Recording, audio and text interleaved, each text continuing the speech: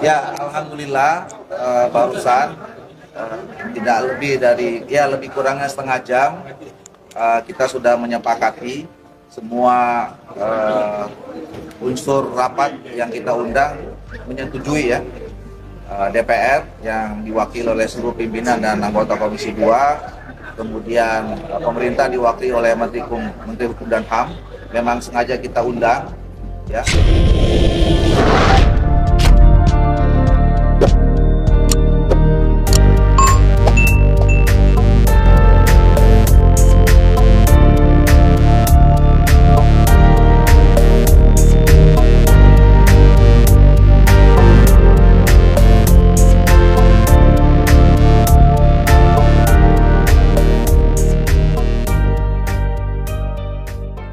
Salam waras dari Lambe Sundel. Dewan Perwakilan Rakyat Republik Indonesia tiba-tiba mau evaluasi MK. Apa kewenangan dan kedudukannya terancam? Ketua Komisi 2 DPR RI Ahmad Doli Kurnia Tanjung tiba-tiba menyebut bahwa pihaknya akan mengevaluasi posisi Mahkamah Konstitusi (MK). Mahkamah Konstitusi dipandang terlalu banyak urusan yang dikerjakan, yang sebetulnya bukan urusan MK, mulai dari sistem pemilu hingga sistem ketatanegaraan. Tugas dan kewenangan MK seharusnya mereview produk hukum yang sesuai atau melanggar Undang-Undang Dasar 1945 dan Pancasila. Sedangkan tugas pemerintah dan DPR adalah merancang dan membuat undang-undang. Namun dalam perjalanannya, Mahkamah Konstitusi memproduksi aturan hukum yang bersifat mengikat. Salah satu bentuk inkonsistensi Mahkamah Konstitusi adalah mereview dan mengabulkan aturan hukum yang memuluskan pencalonan Prabowo Gibran sebagai calon presiden dan wakil presiden lewat review ambang batas usia calon. Dalam kasus ini, pemerintah dan DPR diam dan mengamini putusan Mahkamah Konstitusi karena secara politik menguntungkan.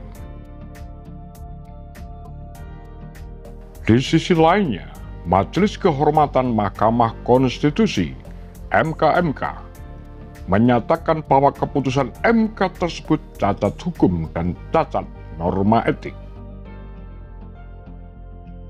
Jelas sudah, karena diuntungkan, maka DPR dan pemerintah, dalam hal ini Presiden Joko Widodo, melakukan kong kali kong tanpa mempertimbangkan moral etik value sebagai asas dan landasan pembuatan undang-undang.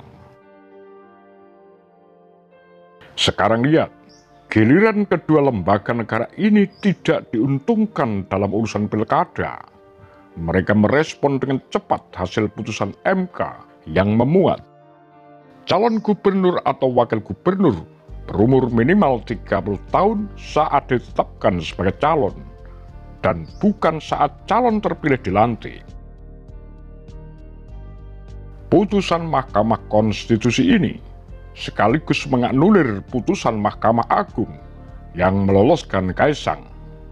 Maka dalam waktu sehari, Badan Legislatif DPR segera menyusun rencana undang-undang baru. Penjelasan pertama yang mereka amini menyangkut perjuangan meloloskan Gibran, dan penolakan kedua merupakan simbol dan upaya memperjuangkan Kaisang untuk calon gubernur.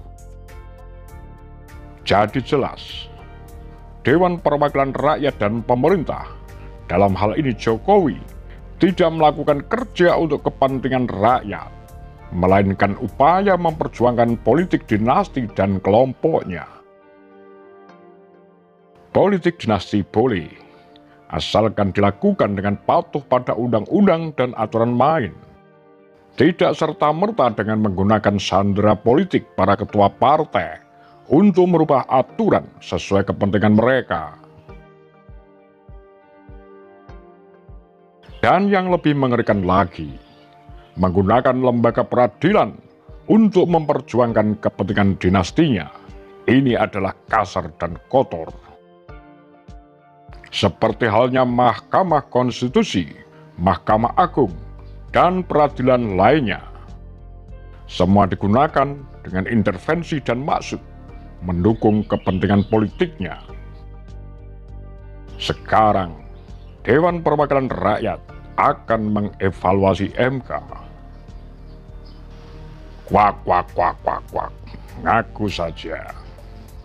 Jokowi dan DPR tidak paham Pancasila, tidak paham dan tidak mau tahu berbangsa dan bernegara.